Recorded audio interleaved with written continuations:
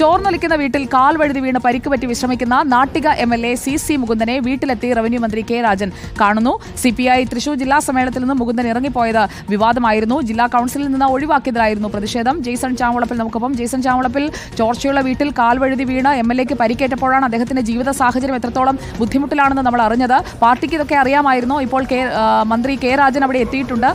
ഒരു ഊഷ്മളമായ സൗഹൃദം ഉള്ള ആളുകൾ കൂടിയല്ലേ അവർ?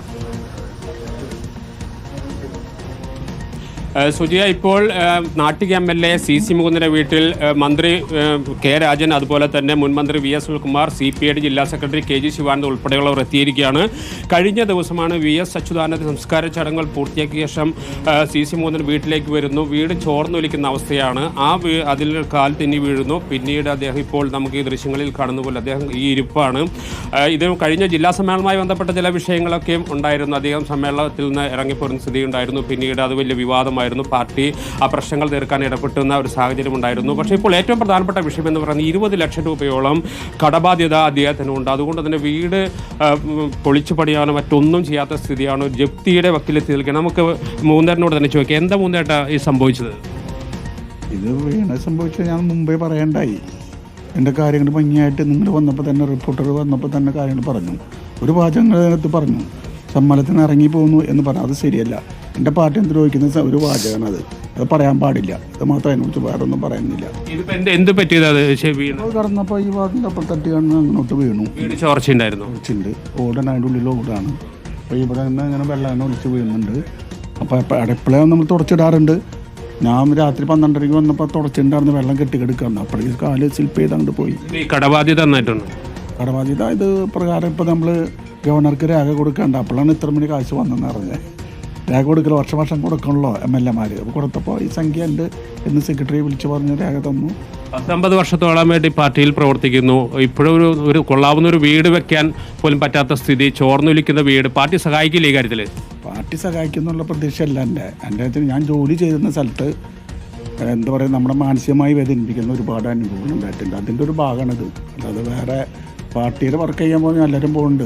അതിൻ്റെ ഇടയ്ക്കൊക്കെ പാർട്ടിന്ന് മറ്റു പാർട്ടികളിലേക്ക് വിളിച്ചൊരു ക്ഷണമൊക്കെ ഉണ്ടായിരുന്നല്ലോ അല്ലേ? ഞാൻ ഇപ്പോൾ പറയുന്നില്ല. അതൊക്കെ ആ രീതിയിൽ ഇന്നലെ വരെ വിളിച്ച ആൾക്കാരുണ്ട്. അത് നമ്മളതിനെ കുറിച്ച് പറയാം.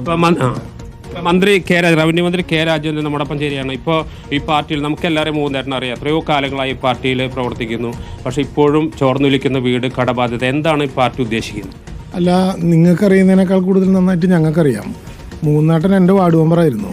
മൂന്നാട്ടൻ നേരത്തെ ഞങ്ങളുടെയൊക്കെ നേതാവായിരുന്ന ആളാണ്. മുകുന്ദേട്ടനെ അറിയുന്ന ഒരാൾ ഇങ്ങനെ പ്രയാസപ്പെടില്ല. കാരണം മുകുന്ദേട്ടൻ ഇതിനേക്കാൾ മോശപ്പെട്ട വീട്ടിലാണ് ഇതിനു മുമ്പ് ഉണ്ടായിരുന്നത്.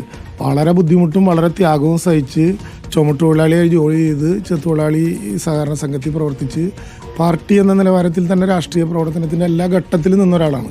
സ്വാഭാവികമായിട്ടും പാർട്ടിയിൽ 50 വർഷം പ്രവർത്തിച്ചതിൻ്റെ പേരിൽ മൂന്നാട്ടൻ തന്നെ വളരെ കൃത്യമായിട്ട് പറഞ്ഞല്ലോ. മൂന്നാട്ടൻ ഏതെങ്കിലും വിധത്തിൽ ഈ പാർട്ടിയോട് ശത്രുത പുലർത്തുകയോ മൂന്നാട്ടം പാർട്ടിക്ക് എതിരായി നിൽക്കുകയോ ചെയ്യുന്ന ഒരാളാണെന്ന് പ്രചരിപ്പിക്കാൻ മാധ്യമങ്ങൾ നടത്തുന്ന ഒരു വേലയും നടക്കുന്ന പ്രശ്നമില്ല. കാരണം അടിസ്ഥാനപരമായ കമ്മ്യൂണിസ്റ്റാണ് CC മുകുന്ദൻ. മൂന്നാട്ടൻ്റെ ഇപ്പോൾ പറഞ്ഞതുപോലെ ഈ കടബാധ്യത സത്യത്തിൽ ഞങ്ങളെല്ലാവരും അറിയുന്ന ഒരു സ്ഥിതി ഉണ്ടായില്ല. മൂന്നാട്ടം അങ്ങനെ ആരോടും അങ്ങനെ പ്രയാസകരമായ ഒരു കാര്യം പറഞ്ഞില്ല. അപ്പോൾ ഇന്നലെ തന്നെ പാർട്ടി ജില്ലാ സെക്രട്ടറി ഇവിടെ വരികയുണ്ടായി. ഞങ്ങളെല്ലാവരും ഇതിൻ്റെ ഭാഗമായി, ഞാൻ വേറൊരു സ്ഥലത്തായിരുന്നു ഇന്ന് വരാമെന്ന് പറഞ്ഞിരുന്നു. മൂന്നാട്ടനുണ്ടാകുന്ന എല്ലാ പ്രയാസവും പാർട്ടി എന്നുള്ള വിധത്തിൽ തന്നെ ഒരു വികാരമായിട്ട് ഞങ്ങൾ ഏറ്റെടുക്കും.